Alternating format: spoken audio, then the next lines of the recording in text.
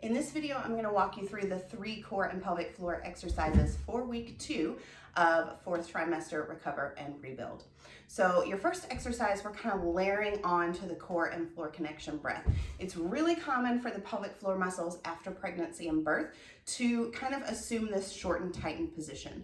So when the pelvic floor has been under stress during pregnancy, no matter how you birthed, those muscles lengthen out, and so they are just placed under a lot of pressure. That's why you can get some leaking and things like that in the 3rd trimester. There's just a lot of change going on there. And then after birth, however you birthed, the common reaction for those pelvic floor muscles is to go from that lengthened position to kind of an over-tightened position. It's a protective thing that the muscles do. That's why it can be really common to experience pain during intercourse for the first couple of times in that postpartum period.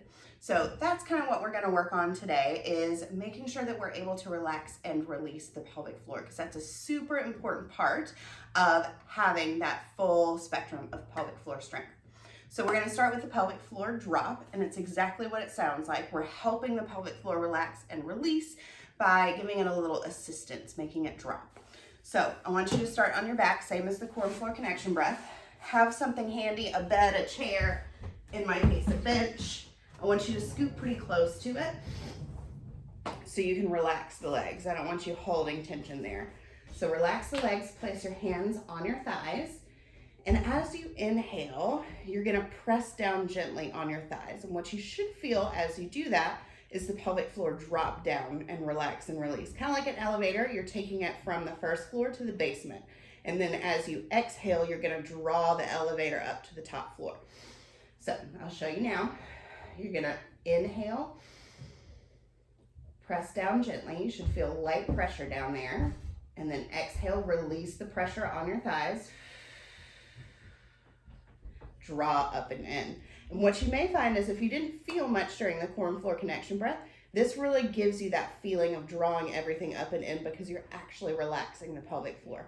So that could be the missing piece if you're not really feeling anything. Now, another way to go, another thing to do if you're really not feeling anything in this lying position is to have a seat. So you'll sit on a chair, on your bench, spread your sit bones apart so you can really feel your bottom on the seat, whatever you're on. And then the same story, inhale, gentle press down. And now what you should feel is kind of the pelvic floor drop into whatever you're sitting on. You might notice it's like a spreading of the hips kind of feeling. And then as you exhale, let that pressure go draw up and in. What you might find is that when you're seated, it might be a little more challenging for you to draw the pelvic floor up and in because you've got gravity pushing down on you. We're going to work on this in subsequent weeks of the program. Make sure that you have that pelvic floor lift in all of the positions that you need to have it. So that's your first exercise, the pelvic floor drop. Your second, love this one for opening the hips. You're going to come back, lie on the ground. Feet about hip width apart, maybe a little bit wider. I want you to have a little bit of range of motion, and you'll see why in a second. These are knee rocks. So what you're going to do is take both knees down to one side, and with this top leg, I want you to push that knee down as far as you can let it go, kind of letting these muscles go, using the inner thigh muscles. So see, you want to have some room so you can bring that knee down to the floor.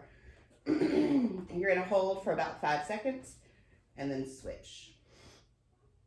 You might find that one side is a little more restricted than the other. This is that side for me. And then you're just going to keep going at a nice steady pace with these knee rocks. These feel great for opening up the hips, specifically when you're sitting a lot in that postpartum period, when you're feeding babies and all that good stuff. So those are your knee rocks. And then your third exercise in your core and pelvic floor recovery for this week is the glute bridge march. I'm going to show you several different options for this depending on where you are, because it is going into a single leg movement. If you're not super comfortable there yet, I've got some options for you. So first things first, I'm going to show you what it actually is. You're going to lift the hips into glute bridge. You're going to take one knee right over the hip, set that foot down, and then switch. Now, if you're getting any pelvic pain, any discomfort, you feel like that's just way too challenging for you right now, here's where you're going to go. Hip lift, you can lift the foot and then switch, or you can go into a heel lift and then switch. So lots of ways to work up to that glute bridge march can be a little bit challenging. So a few things about this: as you press the hips up into bridge, you're not going to press them all the way through to the ceiling. You're going to keep ribs over hips here.